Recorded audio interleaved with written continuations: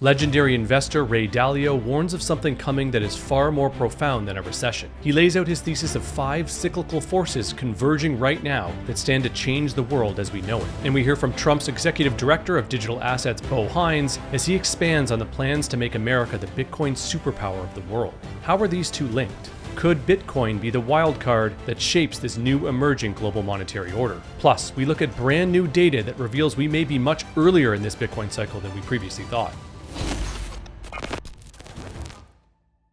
Mounting debt, internal and external political and geopolitical conflict, and massive technological advancements are all converging today and stand to completely change the world as we know it. Bitcoiners have been talking about this kind of fourth turning style event for quite a while now. But as tariffs lead to an all-out trade war, these realities are becoming impossible to ignore. Someone else who has been talking about this changing world order for a long time is legendary investor Ray Dalio. Dalio was on NBC News this week talking about why fears of a recession are massively underplaying what we're really on the verge of today. I think it's important to note you consider yourself to be apolitical, and you say that the tariff problem is a symptom of a much greater problem. What do you mean by that? There are basically 5 big forces through history that drive everything. First, there's the money, credit, debt, economic cycle in which there's a building up of debt in a cyclical way that becomes too large, and we're going to have problems. We're going to have a government debt problem. Maybe we can get into this. The second big force through time is the internal conflict force. The left and the right, differences in wealth and values causing a conflict that we're seeing changing our political order. So the first is changing our monetary order. The second is changing our political order internally. And then the third is the great world order,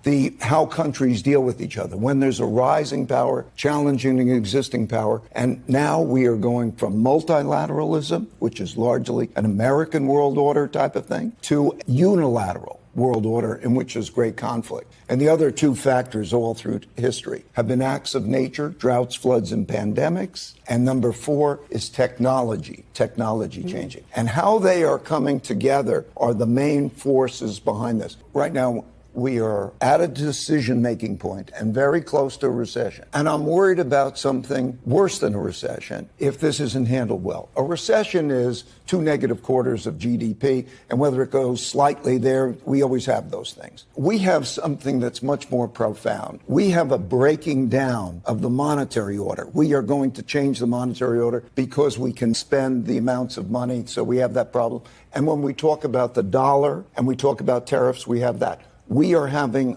profound changes in our domestic order, how ruling is existing, and we're having profound changes in the world order. Such times are very much like the 1930s. I've studied history, and this repeats over and over again. So if you take tariffs, if you take debt, if you take the rising power challenging the existing power, if you take those factors and look at the factors, those changes in the orders, the systems, are very disruptive. How that's handled could produce something that is much worse than a recession. Dalio's framework lays out the historic inflection point we find ourselves in today, a convergence of 5 forces: unsustainable debt cycles, internal political fragmentation, a shifting world order, acts of nature, and exponential technological change. At the center of this convergence is the breakdown of the monetary order, a theme both Dalio and Bitcoiners have emphasized repeatedly over the years. But I think what many people aren't particularly seeing is how Bitcoin fits into this thesis like a perfectly designed puzzle piece. In many ways, it represents the technological leap that Dalio emphasized as his final converging force. Bitcoin represents a monetary innovation born out of necessity. In a world where fiat currencies are strained under mounting debt and trust in central banks erode, Bitcoin offers an apolitical, decentralized, and digitally native alternative, one that's resistant to debasement and censorship. If the old monetary order is indeed unraveling, then Bitcoin is much more than just a hedge. It stands to become the base layer of a new system. As trust and legacy institutions continue to fade, and nations scramble for leverage in this changing order, Bitcoin's fixed supply and open architecture make it a serious contender for individuals, companies, corporations, and nation-states seeking sovereignty in a time of monetary chaos and uncertainty. If all of this was happening and we didn't have the strongest economic power in the world taking a serious look at Bitcoin, it would still be incredibly bullish. But as we all know, the Trump administration is looking very deeply at Bitcoin as a means to gain a global economic advantage. The White House has repeatedly said that they want to be the Bitcoin superpower of the world. When you add all of this together, it becomes crystal clear that we're on the verge of something incredible. Bo Hines, who serves as the executive director of the President's Council of Advisors on Digital Assets, was on the Pomp podcast yesterday, and he talked about this bold strategy. The president has made it very clear that we're going to be the Bitcoin superpower of the globe. He's said that repeatedly. Sounds great. It does. It's amazing. And David and I worked diligently with many others inside of the White House to craft what we thought was the best solution for the strategic Bitcoin reserve. And look, we wanted to recognize Bitcoin for being unique because it is. It's a commodity, not a security. It has intrinsic stored value. It has the immaculate conception, as David likes to say. And the way that we set this up, we recognized it for what it is, which is being unique. And then we also had the digital assets national stockpile, because really we wanted to encourage the innovation that's happening across other ecosystems in the space as well. But we wanted to harness Bitcoin for the American people. We view it as being in our long-term interest to hold on to this asset. We obviously have made it very clear that we want to acquire as much as we can get. I've said that repeatedly throughout my time on the speaking circuit over the course of the last few months. And look, at the end of the day, it stipulates that we have to acquire Bitcoin in budget-neutral ways that don't cost the taxpayer a dime. With that being said, I think that we have, as the president likes to say, many high IQ people working on these solutions, and we're going to have countless ideas on how we can accomplish this. And look, we have Secretary Lutnick at Commerce, we have Secretary Bessent at the Treasury, many other great actors inside the interagency working group, and we'll come together and flesh out some of these ideas and really get to the best solution. But we're very confident that we can do it, and we'll start doing that in short order. So again, the Trump administration has repeatedly said publicly that they are looking at ways to accumulate Bitcoin. I think this is maybe the third or fourth time someone from the administration has said this. But for some reason, the market is not taking them at their word. It seems it's waiting for them to put their money where their mouth is and actually execute the buy. So what are some ways that they are currently looking at in order to accumulate Bitcoin? Bo Hines names a few. I think that Senator Lummis has really an interesting idea with the Bitcoin Act of 2025, which I know has taken the community by storm. But here, what you would do is you'd revalue the gold certificates that we currently have at Treasury, most of which are valued, I think, around like $43 an ounce, which is a lot lower than what it's really worth. Correct. Yeah. So now we're sitting at what, $3,100 an ounce, with being the price of gold.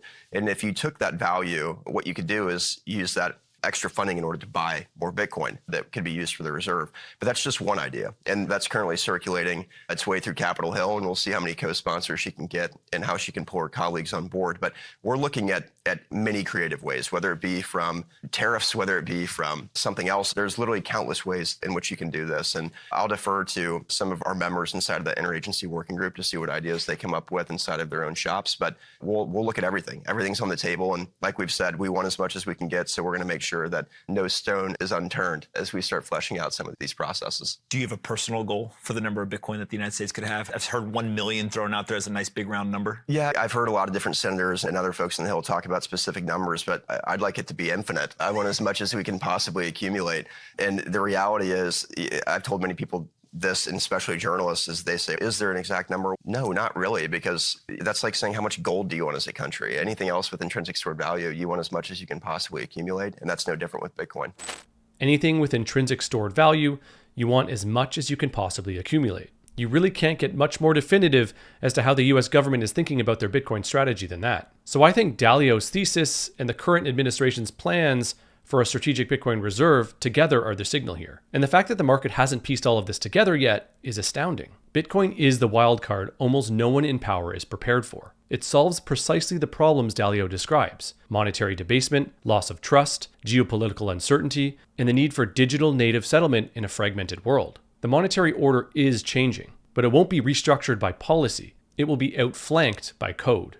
So in a world where the monetary order is unraveling and Bitcoin is emerging as a strategic asset, BTC in DC provides a forum for open discussion about Bitcoin's role on the global financial stage and how public policy could help us shepherd in the Bitcoin era. Join influential figures like Michael Saylor and Adam Back this September in Washington, DC to help shape the future of finance. Get your tickets today at btcindc.com and be a part of the conversation that could redefine the global economic landscape. And a quick shout out to Mara, the largest publicly traded Bitcoin miner, for supporting this show and for helping make Bitcoin the world's most decentralized and secure monetary network.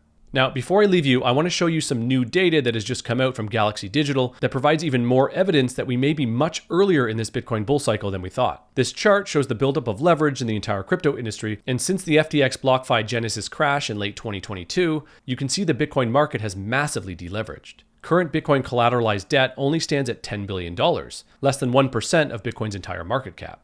A great way to see where you are in the cycle is the buildup of leverage, as when hype and euphoria begin to spike, leverage follows.